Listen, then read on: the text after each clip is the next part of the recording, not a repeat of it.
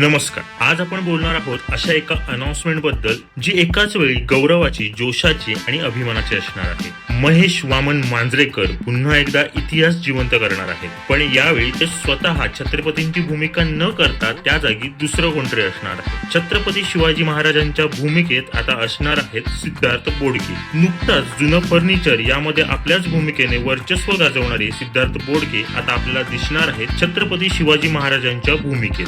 खरं तर या गोष्टीनंतर लगेच आठवण झाली ती म्हणजे मी शिवाजीराजे भोसले बोलतो या चित्रपटाची. 2009 साली आलेला हा चित्रपट प्रेमींनी डोक्यावर अक्षरशः उचलून धरला होता. साधारण 25 कोटी पर्यंत बॉक्स ऑफिसवर कमाई केली होती. त्या चित्रपटात सामान्य माणसाच्या मनात असलेली महाराजांबद्दलची भावना व्यक्त झाली होती. आता ह्याच चित्रपटाचा सिक्वेल येतोय. 1 मेला झालेल्या पोस्टर अनाउन्समेंट नंतर या चित्रपटाच्या कलाकारांची नावे समोर आली. पहिल्यांदा म्हणजे नाळ 2 या सिनेमातील दोन्ही ताकदीचे बालकलाकार आपल्याला पुन्हा एकदा या चित्रपटात बघायला मिळणार आहे. सयाजी शिंदे, मंगेश देसाई, सिद्धार्थ जाधव, पृथ्वी प्रताप ही सर्व स्टारकास्ट आपल्याला या चित्रपटात बघायला मिळणार आहे.